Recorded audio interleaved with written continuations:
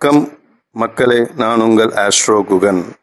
இந்த பதிவில் நம்ம பார்க்க போகிறது வாஸ்து கோளாறுக்கான பரிகாரங்கள் பற்றி.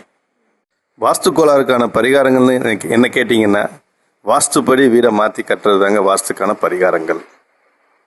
ஆனால் இப்போ இருக்க சூழ்நிலையில் நிறைய பேர் நம்ம வாடகை வீட்டுக்கு போகிறோம், அந்த இடத்துக்கு சூழ்நிலைக்கு ஏற்ற மாதிரி வீடு கட்டியிருப்போம், அதை மாற்றி அமைக்கிறதுக்கு ரொம்ப கஷ்டமாக இருக்கும். ஸோ அப்போ நம்ம என்ன பண்ணலாம் அப்படின்றது தான் இந்த பதிவில் நான் சொல்ல போகிறேன்.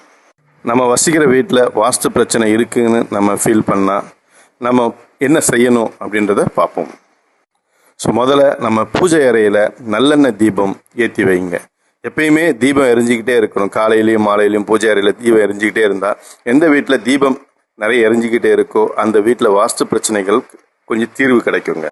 நமக்கு இருக்கிற தடைகள்லாம் நீங்கி முன்னேற்றங்களும் நம்ம கண்டிப்பாக எதிர்பார்க்கலாம். அதனால தான் வீட்டில் தீபம் எரிஞ்சிக்கிட்டே இருக்கணும். அது காலையிலையும் மாலையிலும் நம்ம பூஜை அறையில் ஏற்றி வச்சா போதும். இன்னொரு பரிகாரம்னு பார்த்தீங்கன்னா, வேல்மாறல் பாடல். இந்த வேல்மாறலை நம்மளே படிக்கலாம், காலையிலையும் மாலையிலும் படிக்கலாம், இல்லைன்னா கேட்கலாம். வீட்டில் எப்பயுமே இந்த வேல்மாறல் பாடலை நீங்கள் போட்டுகிட்டே இருங்க.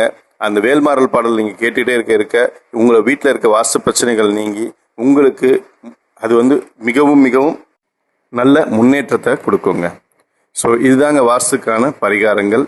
ஸோ நம்ம சேனலில் சப்ஸ்கிரைப் பண்ணாலும் சப்ஸ்கிரைப் பண்ணுங்கள். வாஸ்து பற்றி முழுசாக தெரிஞ்சுக்கணுன்னா இந்த கீழே ஒரு லிங்க் கொடுத்துருப்பேன், அதை பாருங்கள். வாஸ்துனா என்ன, வாஸ்து எப்படி நம்ம வாஸ்துப்படி வீடு கட்டணுன்றத முழு வீடியோ விவரங்கள் வரும், பார்த்து தெரிஞ்சுக்கோங்க. நன்றி, வணக்கம்.